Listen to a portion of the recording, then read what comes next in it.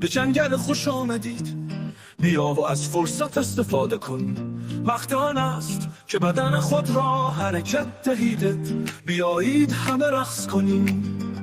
شیرها غرش می کنند، میمونها تاب می زنند، همه در حال رقصیدن هستند. بگذارید مهمانی شروع شود. مثل کانگورو بپر، مثل خرس پا بکوب، مانند یک کرم تکان دهید، آن را به همه جا تکان دهید. مثل عقاب پرواز کن، مثل آهو شوخی کن. این یک مهمانی رقص حیوانات هست، بیایید همه تشویق کنیم.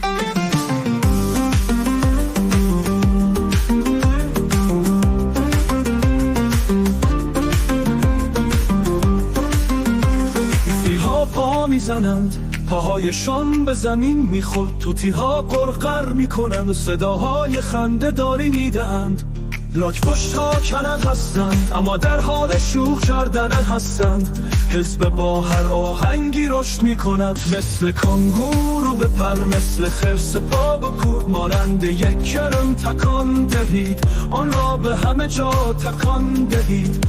مثل عقاب پرواز کن، مثل آهو شوخی کن. این یک مهمانی رقص حیوانات هست، بیایید همه تشویق کنیم.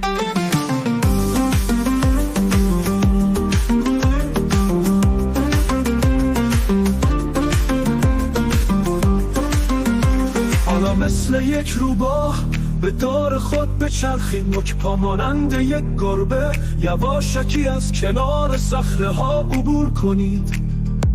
مثل یک زرافه قد بلند دراز بکش. به رقص رقص به رقص، بیایید همه آنها را در نظر بگیریم.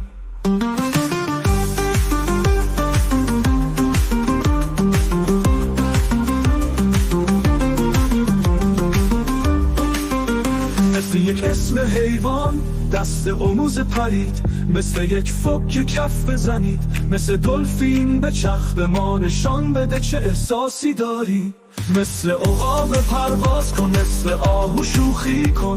این یک مهمانی رقص حیوانات هست، بیایید همه تشویق کنیم.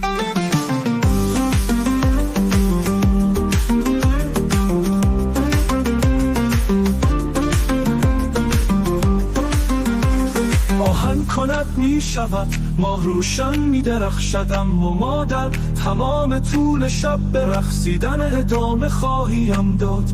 حیوانات خوشحال هستند، چه منظره ای برای دیدن. در مهمانی رقص حیوانات، وحشی و آزاد.